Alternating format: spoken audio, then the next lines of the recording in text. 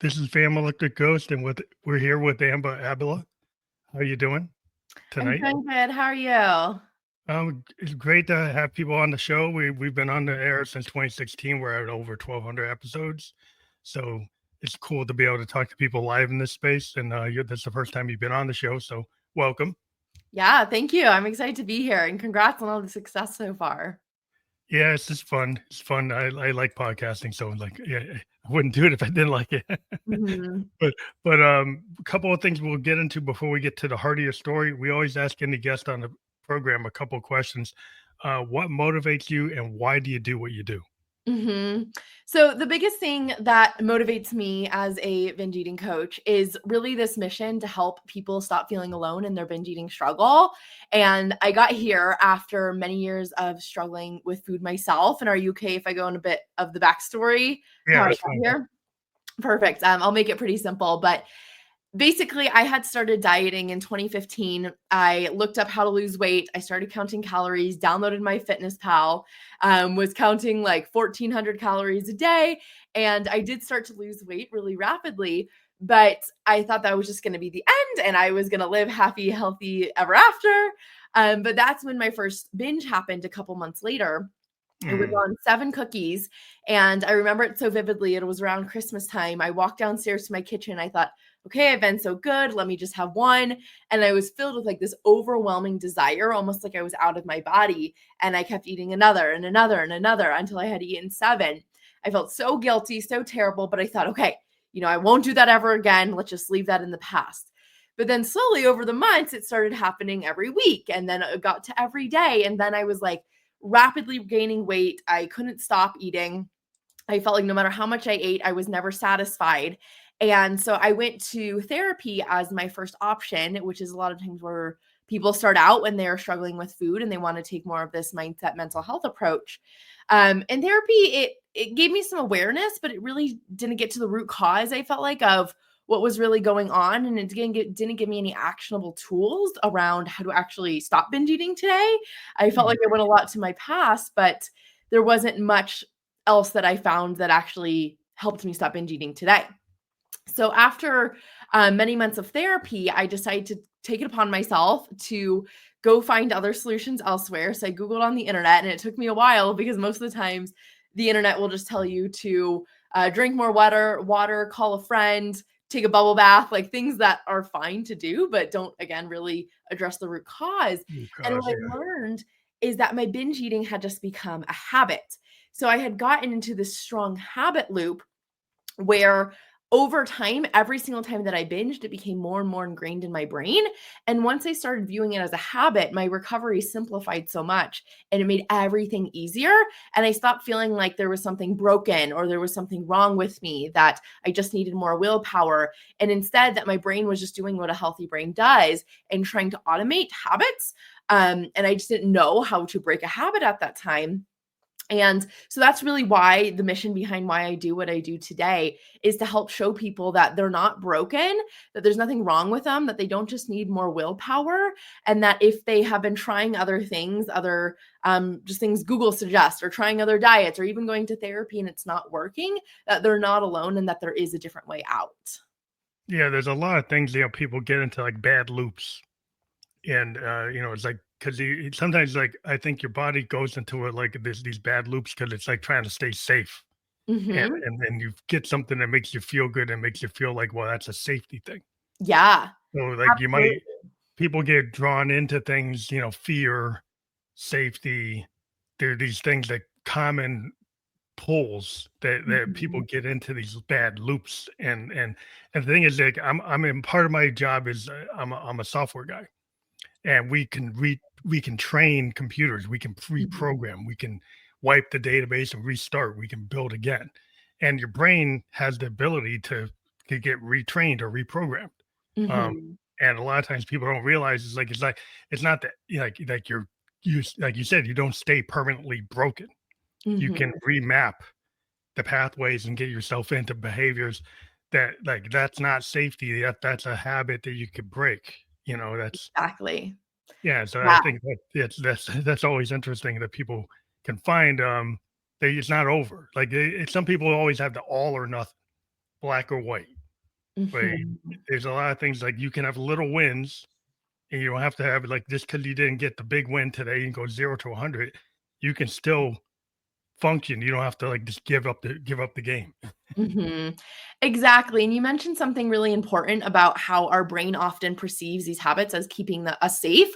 So they're not necessarily bad habits in that they're wrong. Like, sure, they might have a negative impact in our life, but they're there because our brain is trying to help us do something. It's trying to help us stay safe. It's trying to help us survive. And for most of us, because overeating and binge eating, it starts from this period of restriction.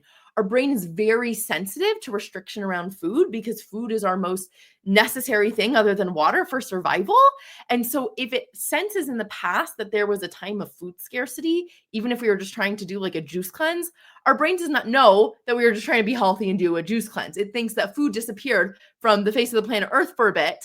And so I got to be careful and I got to make sure I get as much food as I can when I have it around so I stay safe and alive. Yeah, yeah. That's the thing is like that's the loop we get locked into, and I always find that people trying to be perfect. Mhm. And then when they find that they mess up, like or like if you're on these diets, or you get into these fitness programs, and somehow you miss like a step, and then they say, well, it's all over. You got to start Mhm. again. Instead Mhm. of saying like every day is like, I'm a cancer survivor, so every day I'm here is a win. You know, Mhm. and you have a different perspective, like because it's Mhm. like every day I'm alive, that's a win. Some people might say, well, I'm having a terrible time, but like in my mindset, every day I'm here, that's a win. That's a base win, and then there's other things I can win. Mhm. you know but I kind of digress. But I think like you're saying, like I think you have to like look at the bigger picture, and sometimes not do the all or nothing, right? Right, absolutely, and all or nothing is a big problem that people get into around food is it's either they're perfect and they're on track and they're eating clean and healthy, or they're saying, "Screw it, I'm at the birthday party, I just wanna relax a little, I wanna eat it all, I wanna have the dessert," and then they go all off track, and what I really take is this approach of moderation, which can definitely be more of the more difficult way to find, Yeah, but in the long term, it's what's sustainable, so it can take some work to learn upfront, but it is so much more peaceful than having this all or nothing mindset, which doesn't last and ends up and it leads us to being in a much unhealthier place long term because we're in these crazy cycles that are really stressful for our body to be like either very restricted or going all out and having this influx of all of this extra food in our body. you have to look at sometimes people like why do they want to lose weight? It might because they want to get into an outfit for going back to their homecoming, Mhm. right, or going to a wedding. So then they'll do all this behavior, the stress diet just for that one moment. But is that really sustainable? Is that really healthy? Mhm. You're always going to find some moments of, well, then I'm going to binge, or I'm going to do this, I'm going to do that, or I'm going to like not eat. And it's Mhm. like the balanced approach. Like I'm a Buddhist, like having balance and harmony is Mhm. a hard thing. You're never all the way there. It's something you have to do work on. Mm. And people want to be able to say, well, I'm done. But like as a jazz musician, it's like I'm never done. It's like I Mhm. can keep on playing until I can't play. I can't, you know, play my instrument. So Mhm. it's like I can keep on going forever. But like some people think it's like music's like a young person's game. Well, if you're a pop star, maybe. But Mhm. if you're in it because you love it or you like the form, you could be playing in a classical orchestra or as a jazz musician until you can't do it. It's not Mhm. about your image. It's Mhm. about like what is it your motivation? Like why do you want to eat healthy, or what are you trying to do? Can Right. you make it sustainable, right? Exactly. I love that example too, because something I really try to ingrain in people and my clients, especially, is that we're never going to be perfect eaters. I am not a perfect eater.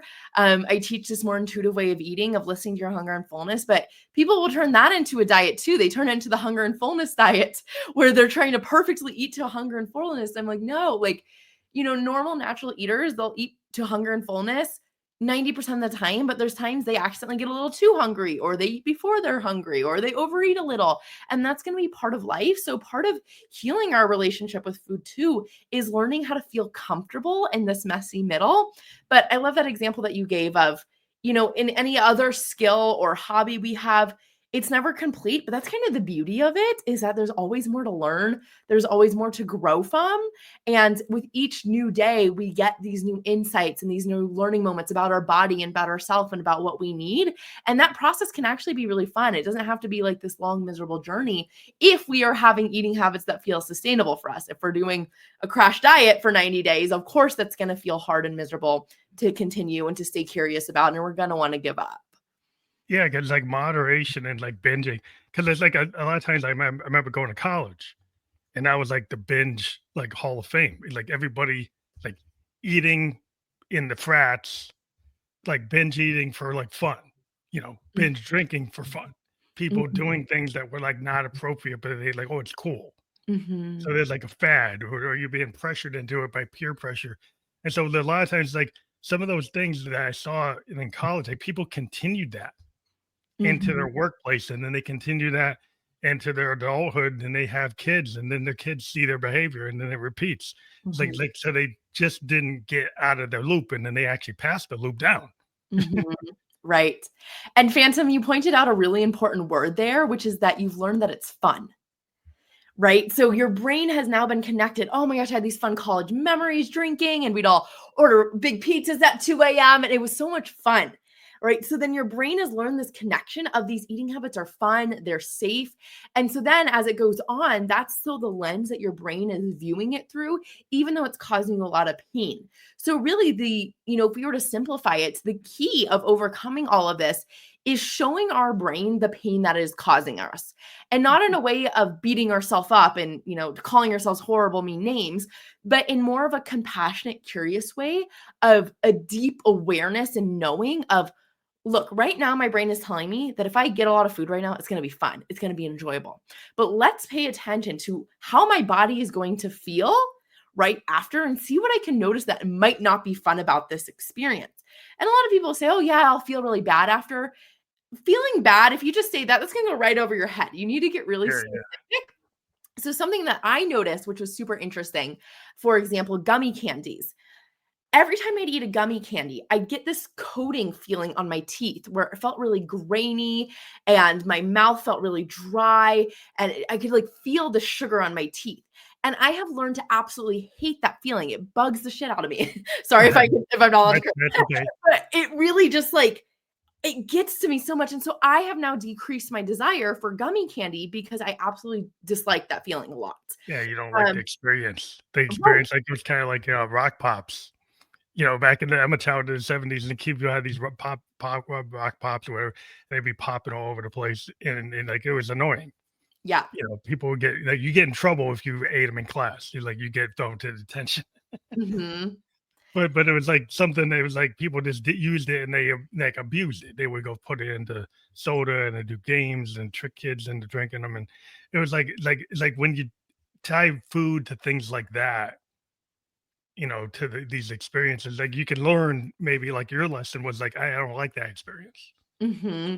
But Hmm. then it's like if you have some of these like bad experiences or these like drinking games or overeating, like the pizza at 2 a.m., or eating as many hot dogs in some contest in a frat, and then you get locked into doing these things. It's like, was that really something you should be doing?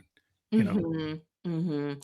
Yeah, so it's really important to just go into your body and see what you can notice about the truth of the experience, because our brain is noticing patterns from the lens of the past, of what it's always done, and we need to look at our experience of how is this food feeling in my body today right now, right? Maybe it was fun then, or maybe my brain imagined some pleasure, or maybe it did get a little hit of pleasure. But if I notice the experience in my body right now, is it actually fun?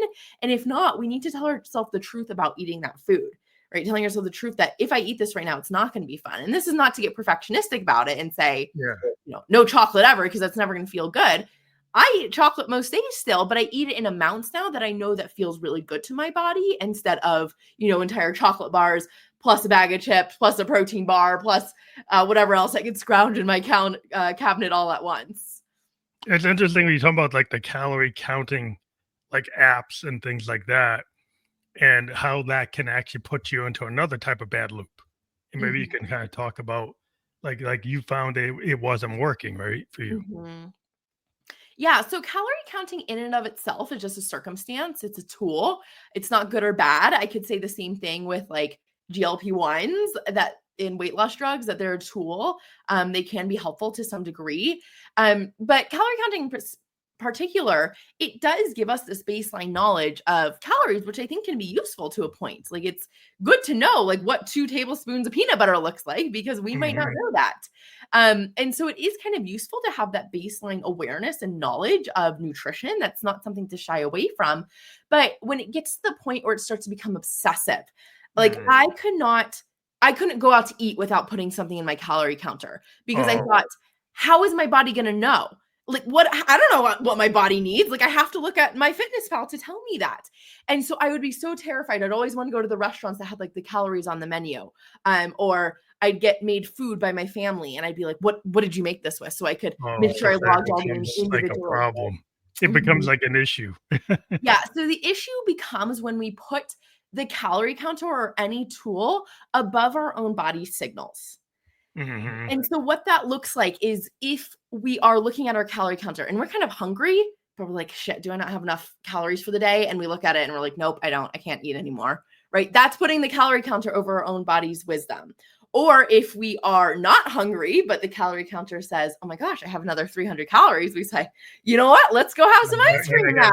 Yeah. So then you're not actually learning how to kind of really have a more of a natural feel for your body, It's like, and I'm a type 2 diabetic, so I'm using one of those like, sensors. And for diabetics type 1s and type 2s, it's been a real revelation, because revelation. Yeah, that's what I mean. But like, because sometimes we know, as a diabetic, you kind of know when you're getting a low sugar over the years you've been getting, when you're getting a high sugar. But these machines help know for sure, or maybe predict it even before. And so it can make you make good decisions in terms of what you eat, and so they know, as a diabetic, you have to kind of know, like, well, all that sugar is going to knock your number out of range. All these carbs are going to knock it out of range. It's kind of a situation, you're in a medical situation. So you kind of have to know, and you're kind of restricted to a certain extent because of that. So it's like, it's a disease. But what are your thoughts on people? Because now there are people who are getting these machines that aren't diabetics. I think, again, it can be good awareness. Like you mentioned, it's good to have that data of, if I eat this type of food, this is how it impacts my blood sugar. Or I'm vegetarian, for example. So, I used to, even after I healed from binge eating and healed my relationship with food, I would sometimes go in just to make sure I was getting enough protein during the day, to make sure that I was healthy. And that's totally okay. Because I was coming from this emotion of curiosity and really like love for myself versus this place of fear and shame and I got to get it together. And so it's very different emotions of where you're coming from when you're taking this action. And I think that's the most important thing. If you are getting a glucose monitor because you're thinking, I feel so out of control around food and I don't know how to control myself, and maybe this will finally be the answer, it's not going to do that, because that's just going to give you more information and more knowledge, and it might give you some awareness, but that's not getting to the root cause of why you're overeating in the first place. Yeah. People aren't overeating because they don't know how much sugar is in their food. They're overeating because of a deeper thing underneath that. And the knowledge can be useful, but it's not going to change you overnight of, oh my gosh, I didn't know my blood sugar rate. Like you probably already know logically, if I eat a whole bunch of ice cream, my blood sugar is probably going to go up. It just gives you more specific data within that. Yeah. And if you're not a diabetic and you get these like glucose monitors, you might get locked into the calorie counting kind of loop that you were in. And it's like, well, and then you're going to be obsessing about it, and it could go into a bad behavior loop again. And so it's more like root cause analysis is like the simple answer, but people are like, oh, I got to do that. Like, yeah, like a lot of problems. I have people come on the podcast, like for almost any issue that people are going through, if you just paper over it or go for the quick fix, it doesn't solve it. It's a root cause kind of looking glass self hard look. That's sometimes people maybe aren't ready for that, or they're scared of it. So how do you deal with people who are kind of anxious about even doing the analysis? Yeah. So there's one other thing that's coming up when we were talking about that with uh fitness monitors too. Like it's the same thing where it can be useful to track your steps and things. But I think it's important for people to notice that if they're anxious about looking deeper and they're wanting these methods of control, that this also adds an additional layer of stress. And stress is just as unhealthy as for our body as any food could be, maybe even more. That we've seen studies time and time again showing that when people have dysregulated nervous systems and they are in a constant fight or flight mode all day, that they are not going to be healthy in any way. And so noticing that too, that if it's getting to the point where you feel like you're so stressed about it all the time, I don't know how I'm going to eat without the calorie counter, without the glucose monitor, I don't know how to exercise if I don't have my fitness tracker telling me to make sure I've hit the goal for the day. That's a sign that it's probably causing more stress than it's worth. Now, as far as looking at for the root cause, it's not going to usually be like when I'm saying this, it's not like you're going to find some deep revelation of, oh my gosh, I had no idea this thing was the root cause. For some people, it can be if you have a history of trauma, if there's any like sexual trauma, that can be something that leads to binge eating down the road, and that's not to be ignored. But for the majority of people I work with, and I find that 95% of people, it's not really a trauma thing that led to the binge eating. It's really because of the restriction. So the root cause can be a couple of things. It can be if you are restricting. So what that means, I'll simplify that first too. Restriction is a word that's thrown out a lot nowadays, especially in the binge eating community of don't restrict, don't restrict. And a lot of people get really nervous of, if I choose the salad, am I restricting? If I don't have the snack, am I restricting? That's not it. What I define restriction as is if you are consistently not giving yourself food when you are hungry, that is restriction.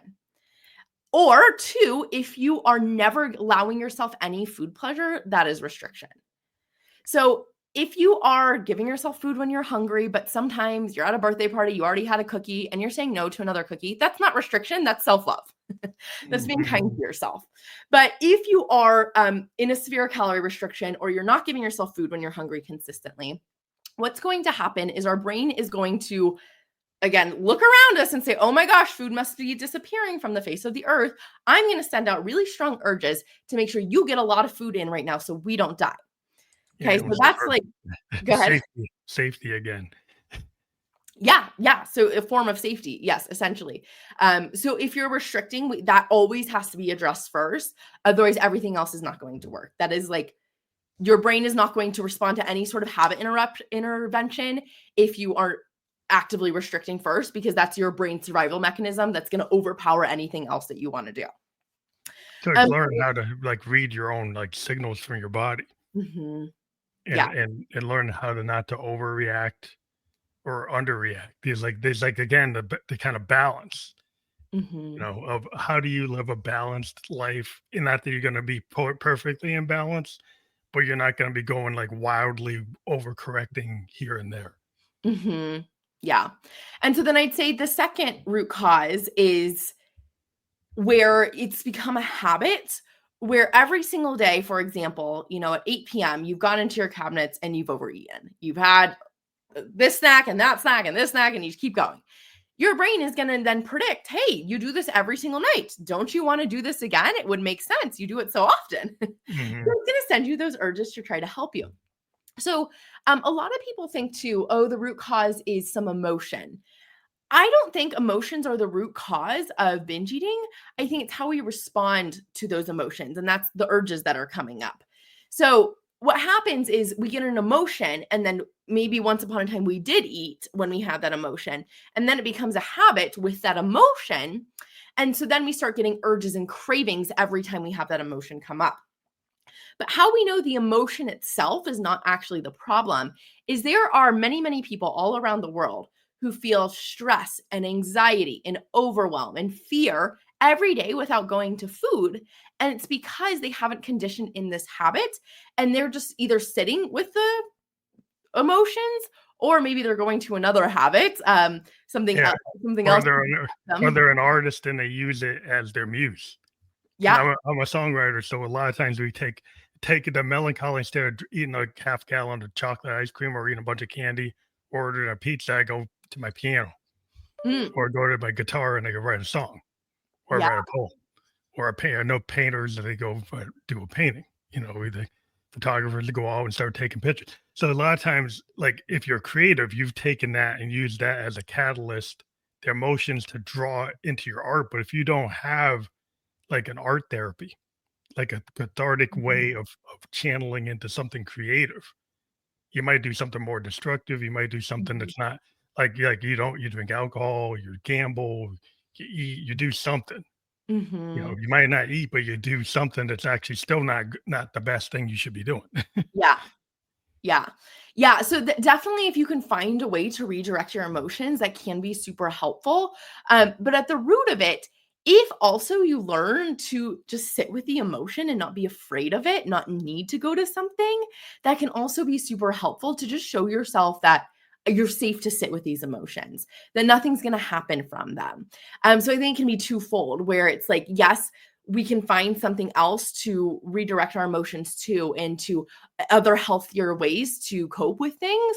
But then the second, like, other skill with that is learning that, hey, these emotions aren't going to hurt me. They're just sensations in my body, and I can sit with them, and I'm going to be okay no matter what. Oh, you just kind of sit with it without like being an author, without being a musician, without being an actor, whatever. To learn how to kind of sit with it, and maybe like it's not like you meditate, but you're able to absorb it without having to react to it. Yeah, I like to think about it as being a watcher outside of your body.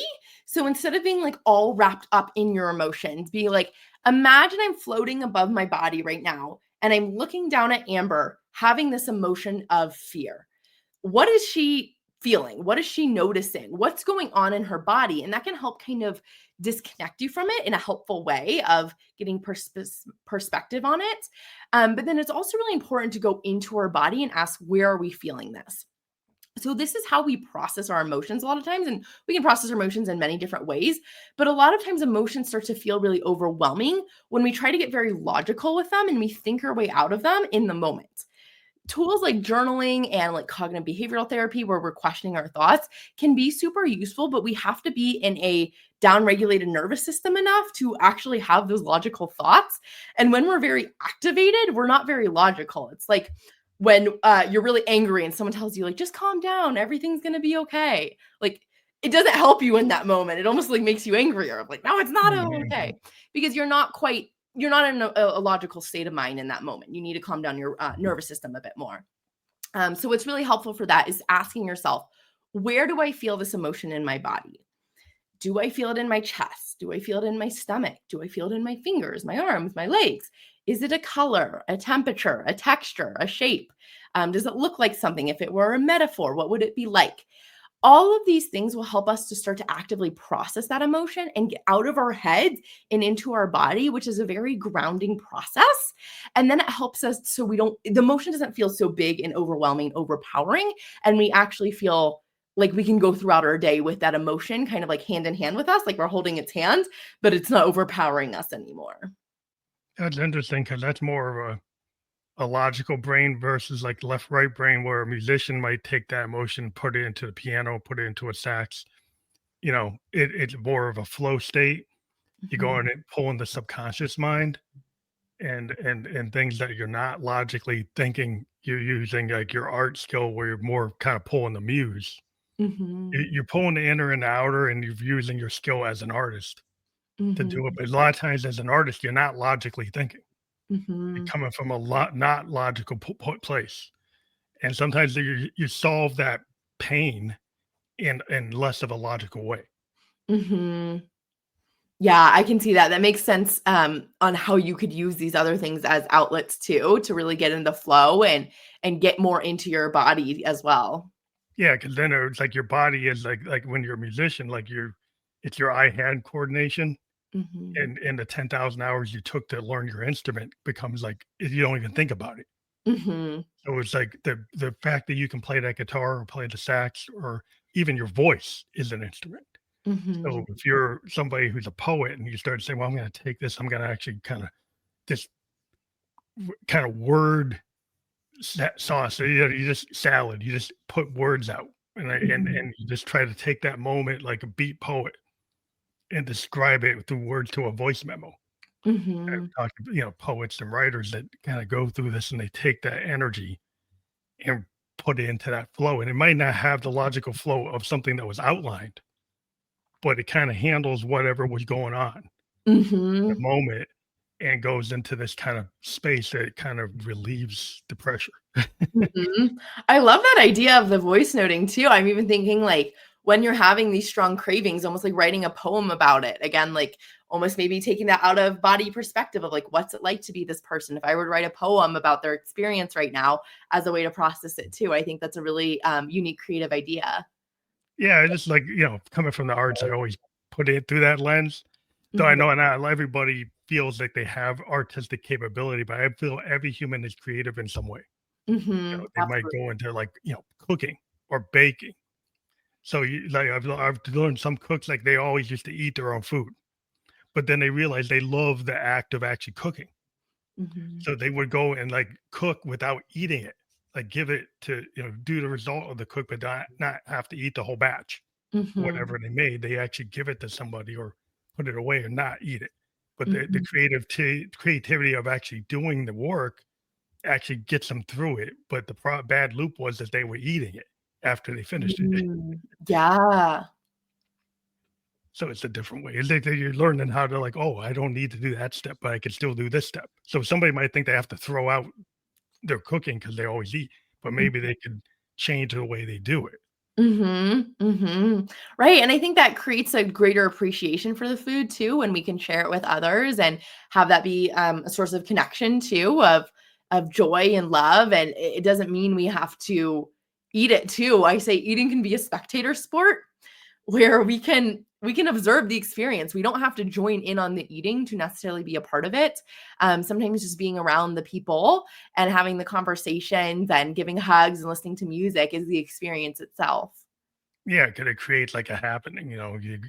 You have people come over when it creates something where now that it's the get together that's the thing. It's not that the eating and you're so focused on setting it up and Mhm, giving it to people. You're not eating everything you created. mhm. Your guests are. So it changes like the changes the focus where like, oh, I'm by myself. I'm going to do this batch of lasagna and eat the whole batch Mhm. instead of having everybody come over and have a dinner talk, dinner party. Yeah, it's like a change in the association with the food. Yeah, if you can change associations, because I think some people like, like you said, they get associated with that feeling, like chocolate, ice cream, you know, Mhm, pizza. There's certain like foods that get associated with like, that makes me feel better if I order that pizza or I get that 6 pack or whatever. Like you mhm, get certain things that get associated. If you can kind of break the association and say, well, how could I feel better without doing that? mhm. And the way we eat things becomes an association too. So for me, like the my binge food was always Nutella because it was something that we always had in the house, and I always felt like I wanted to binge on it, but I never allowed it to myself any other time. So every time I'd eat Nutella, I would eat it like standing up by the fingerful, hovering over the cabinet. And so Mhm, that's how my brain associated acting around Nutella. It didn't mhm, associate Nutella as, oh, I take out a knife and I spread it on toast like most normal people do. It was like, no, every time we eat Nutella, we're eating it in like a frenzy. And so I had to change the way I interacted with that food. So the first time I decided to eat it in a really slow, controlled manner, sitting down, my brain is like, what are we doing? We need to binge on this because this is what we always do. But it's like, no, we're retraining how we eat this food too. And doing it in a social setting can often be a really good strategy of, hey, if I normally every time I buy ice cream, I binge the whole container. Maybe let's try going out to ice cream with a friend because then it's a controlled portion. I'm going to sit down, I'm going to eat it with them and enjoy it, and that's going to change my brain's association of how I eat ice cream and what ice cream means. It's not this secretive activity that I do alone anymore. It's now, oh, it's something I sit down and I feel peaceful around and I enjoy it with a friend. And so it kind of creates a joyful memory in a different way, which I guess could maybe eventually lead to a different problem. But it changes how we think about this food and the shame and the guilt and the anxiety that might be around it. yeah, and a lot of times there's the guilt, like, that comes, like, in the shame. Like, you go and you have it, it might make you feel elated, and then you feel guilty and shameful that you did it. Hmm. So Right. it puts you in this kinda loop of, like, it goes up and then it goes down.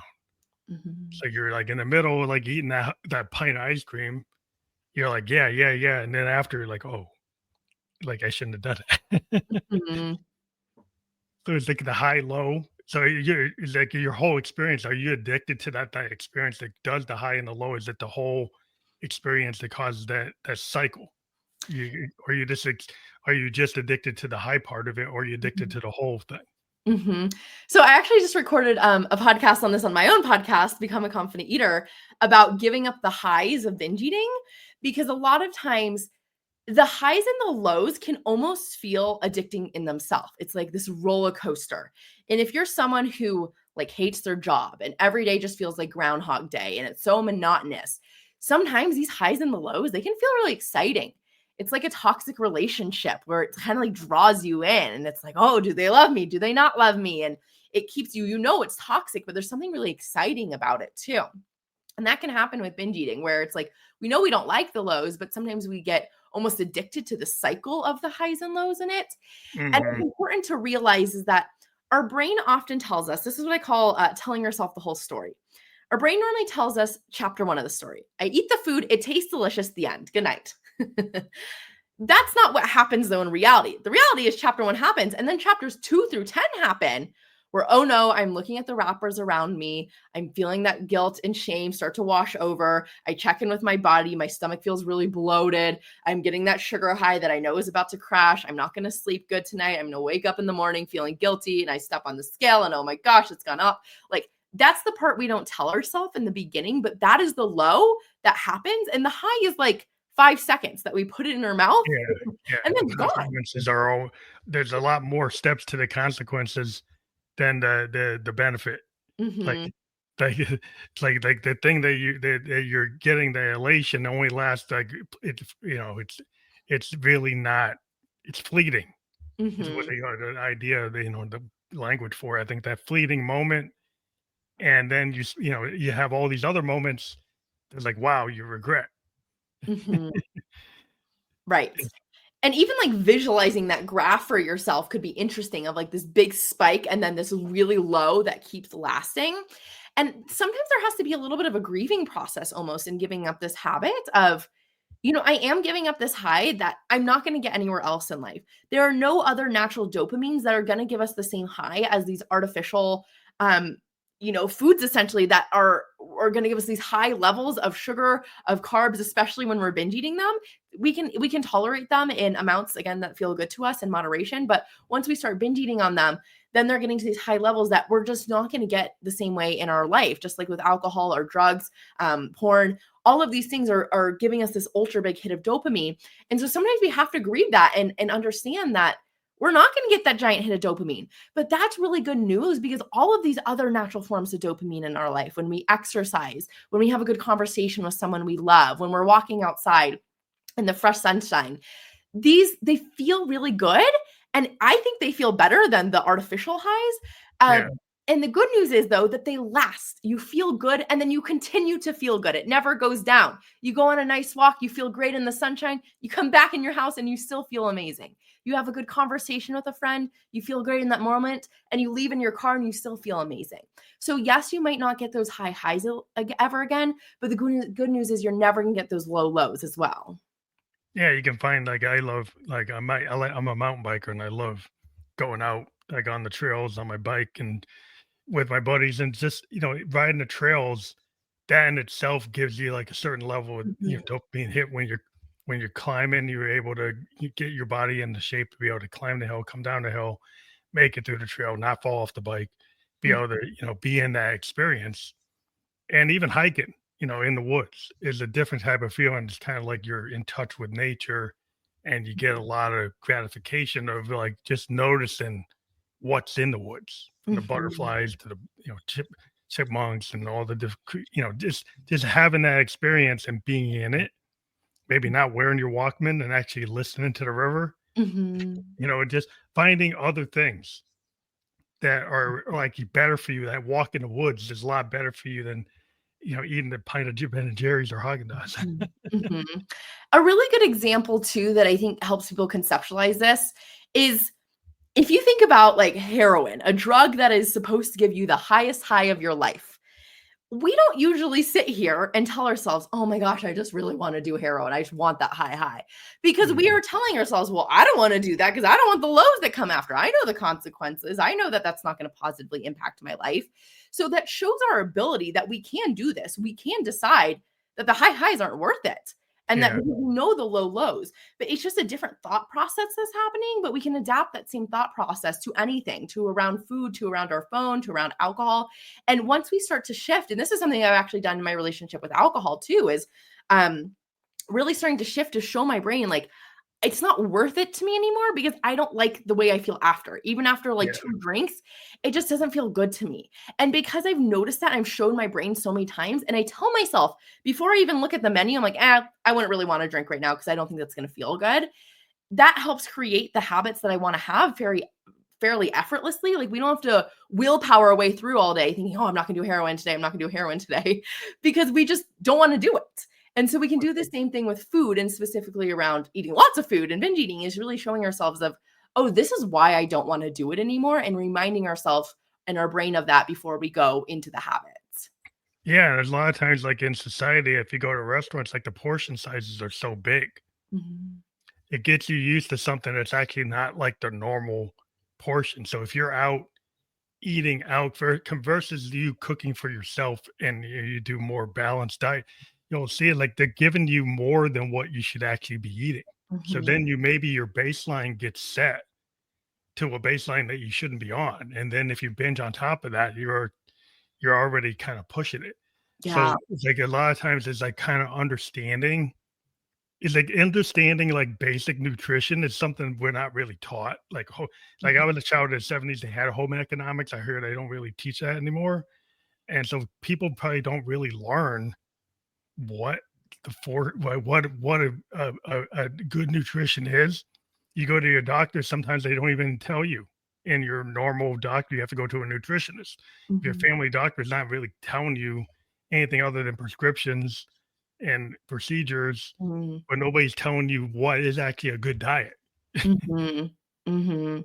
Right. And beyond that, how do we actually stick to it too? Even more importantly, right? Once we learn, okay, this is how we're supposed to be eating. And then the next step is how can we address our psychology to make sure that our brain is on board too with eating these foods? Yeah, because like if you get these like rewards of eating out and the portion size are not normalized, they're like outside the norm. And then so if that's your like if you're starting to get like this like it's kind of like you're not binge eating, but you're getting something beyond what you should be getting. Right. Mhm. And so it's setting you up to maybe go down the road to Mhm. get caught up in binging. Mhm. Mhm. You're getting Right. primed to go beyond what the norm really should be for your body type, Mhm. you Mhm. know? Yeah. And that's what I think is important to notice is that it's not our fault. Like our food systems have changed so much. Diet culture has changed so much. Like there's so many other factors, and people, I see them blaming themselves all the time of, I need to try harder. There's just something wrong with me. And that's just not the case. Very rarely is it a case of, oh, you're just not motivated enough. In fact, I think dieters are the most motivated people I've ever seen in my life. Mhm. And they are really good at trying to stick to their diets, but they're just using the wrong tools and the wrong information sometimes for what they're actually trying to do. You also have to we're always getting hit, we're getting pinged by all the advertising. Mhm. So we're getting hit with all this stuff from like, if you're even, like, on your phone doom scrolling, stuff is coming Mhm. in. Mhm. Telling you want to go get this from DoorDash, go get this from Uber Eats, get this. It's easy, it's fast, it's convenient. And Mhm. so you're getting hit with all these things, and then you also might have your internalized issues. And so, Mhm. like, if you don't learn how to like maybe get pulled, not so pulled by the cues you're getting hit with, you're kind of getting overwhelmed with all these cues that aren't really they're not in your interest. They're in the interest of somebody that's gonna make money from Mhm. you doing it. So, you have to learn how like, how do you navigate in this world that where you're getting hit with all these, like, inputs? How do you start to screen it, get the noise out? Mhm. Food noise is a term that's been really popularized recently to describe this experience of thinking about food constantly. And I think a big reason Beyond just the dieting too, there's some other things that can contribute to food noise. But a big reason that food noise is happening is because of our high level of technology use and the amount that we're shown food every single day. You scroll on Instagram and you see this food ad and this food ad and then this diet. And then, oh, here's a ad for Wegovy and for GLP-1. So maybe I should go restrict this. And so we have all of these messages about food coming at us from so many different angles and lenses all the time that I think, we all could be good with some less technology use, but I think use this as one more reason of, hey, maybe let's take a little Instagram break and delete it for a little bit. Hey, maybe tonight, instead of turning on the TV, let's read a book, because that's going to allow us to tune out all this other food noise about everyone telling us what we should eat and what they're selling us and the latest new diet. And instead being like, what does my body need today? What would sound good to me and what would really fuel me up in a way that feels nourishing? Yeah, they kind of get, that's what I find, even as artists, that we're so connected to these phones. I always have to tell artists, like, shut your phone off, because actually it's interfering with the session, because you're looking at it while you're trying to write. So you kind of need to get away from the noise, because it's pinging you all the time. And as a writer, sometimes you need to have some quiet time. And I think as a person, like you're saying, you need to get away from that magic phone that's giving you all this input, and kind of go into your own thoughts, because you're being given thoughts. You're being given what to think about, and are you actually thinking about what's happened? And the thing we have, it does take some time to actually process what you've heard. But if you keep on hearing like all these things, but you never really took the time to think about the thing you heard 10 minutes ago, because you just heard another 10 things now. It's like you're so overwhelmed. It's like, are you really processing what's going around you, and what is important to you, and what important to you, being driven by somebody else's point of view rather than your own point of view? Right. And a lot of all of this information too, and the overwhelm that comes with it, is a big reason I see people continuing to eat, because they have no idea how to be bored. Boredom is like the most foreign emotion to anyone in today's society. Yeah. So the second that they turn off their phone or their TV, it's like, oh my God, what do I do? I don't know. I'm going to keep eating. I'm going to keep eating. They're searching for something, for some sort of stimulation. But it's like, boredom is one of the most helpful emotions we can have. And for artists and creatives too, like, of course, that's something we absolutely need to be creative. And so I challenge people to, like, if you find that you can't turn off the TV or you can't turn off your phone when you're eating because it just feels like the worst activity in the world, literally stare at a wall, set a timer for a minute. I usually recommend 10 minutes, but people freak out when I tell them that. So start with a minute, set a timer for a minute, and just stare at a wall.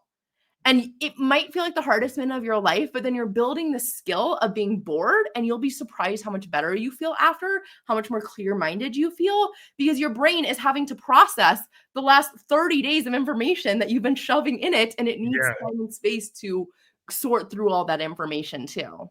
Yeah, you do need that peace and quiet to have the quiet before the storm, because like that's the way a lot of us artists think, is like if I need to actually have this kind of in the studio with nothing going on, don't even do anything for like a half hour, just kind of sit there with your thoughts, not thinking about you, looking at your phone, looking at the computer, do anything, just kind of almost like a meditation before you start. Because if you do that, or even go for a walk and not listen to music, like just go for a walk and not have a Walkman or your phone or earbuds in. And people find it very hard, like you're saying, like people can't, you're at a dinner table with everybody in your family, and everybody's looking at their phone. Nobody's having that 1970s conversation. Before the TV was at the dinner table, when people didn't have a TV at the dinner table, they actually used to talk. It's like, well, that's a new idea. Well, and what's interesting too is when we're using all these things throughout the day, think about our dopamine as like a lemon, that when it gets all squeezed out in the first hour of the day, because it's all of this information and we're learning which to our brain is dopamine, then when we get to the end of the day, there's nothing left to squeeze out of that lemon. So then those conversations are actually less pleasurable to our brain.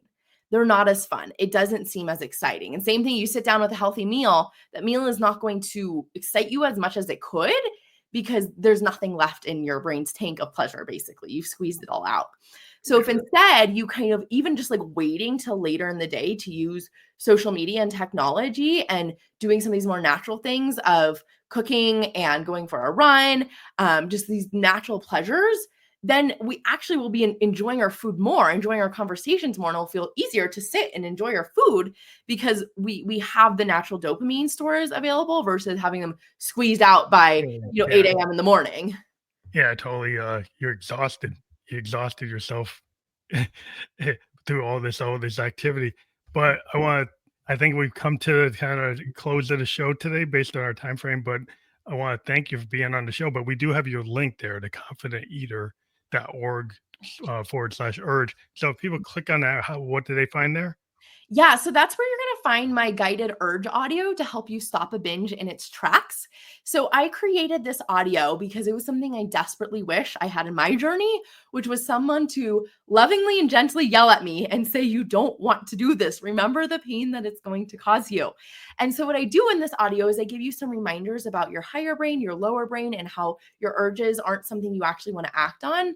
I take you through a visualization that is going to help you see what happens if I binge right now versus what happens if I don't binge and how good I'm going to feel and how proud I'll be.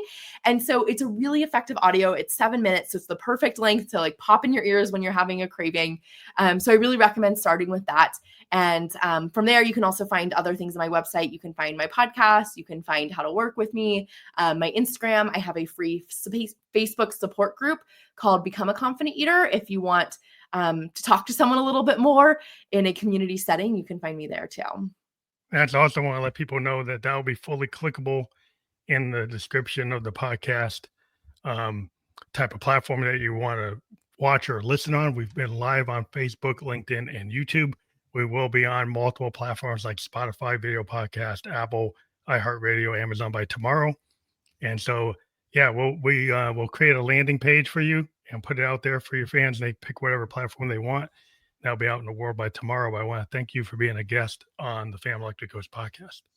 Thank you so much for having me, Phantom. Have a good night.